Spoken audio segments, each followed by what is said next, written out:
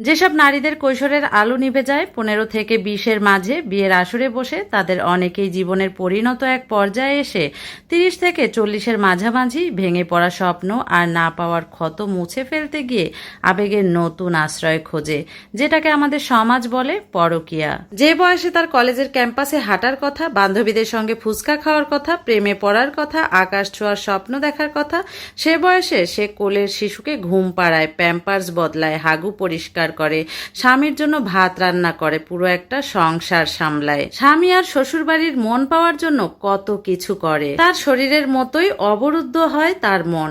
আর যদি সেই সংসারে শাশুড়ি, ননদ, দেবর, শ্বশুর শাশুড়ির রাজনৈতিক কুটকাচারি থাকে, তার জীবনটা একেবারে ফাটা ক্যানভাসের মতো হয়ে যায়। ওই মেয়েটার সবচেয়ে সুন্দর সময়টা চলে যায় নারী হবার ক্লান্তিময় ট্রেনিং এ। তার স্বামী হয়তো বয়সে অনেকটা বড়, কোনো আবেগ নেই, ভাষা নেই, চোখে কবিতা নেই, শুধুই দায়িত্ব, আদেশ আর রাতের খেলা।